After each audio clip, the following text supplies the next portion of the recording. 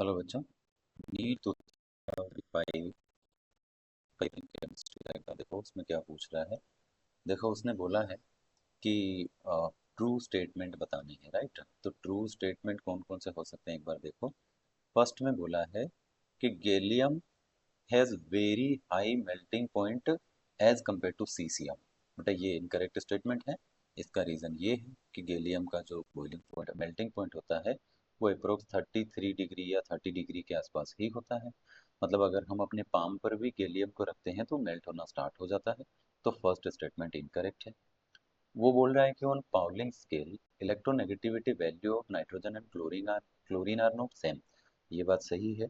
Pauling scale के according जो जो बी, हाँ मतलब हमारा जो बी ऑप्शन है वो करेक्ट है। उसने ट्रू पूछे हैं हमसे। तो हम बोल सकते हैं कि जो नाइट्रोजन और क्लोरीन की इलेक्ट्रोनेगेटिविटी है सब पाउलिंग स्केल के अकॉर्डिंग करेक्ट, मतलब एग्जैक्ट सेम नहीं है, राइट।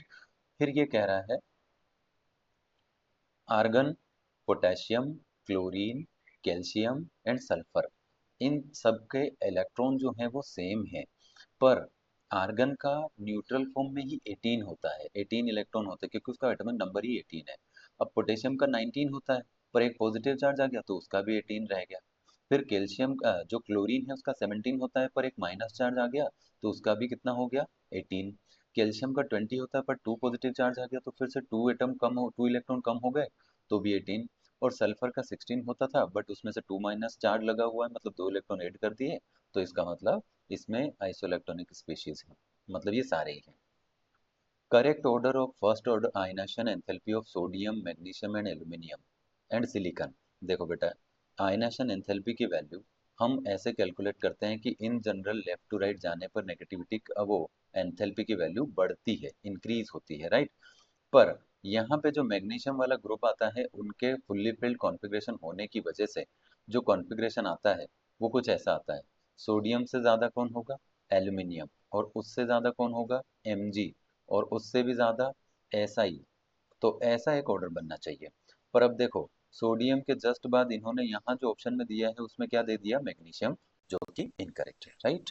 अच्छा, तो फिर आते हैं हम यहाँ पे। अगर हम देखें कौन सा ये पूछ रहा है कि एटॉमिक रेडियस ऑफ, ठीक है, atomic radius of C is caesium is greater than lithium and rubidium, right. तो इसमें भी हम सीधा सीधा ग्रुप बना सकते हैं।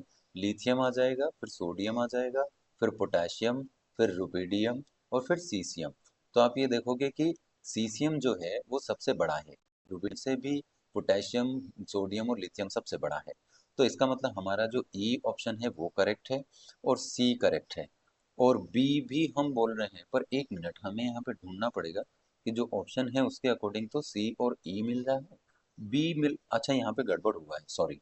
ये जो नाइट्रोजन और क्लोरीन का जो इलेक्ट्रोनेगेटिविटी है वो सिमिलर ही होगा पॉलिंग स्केल के अकॉर्डिंग, जो कि हम 3.0 समथिंग बताते हैं, राइट।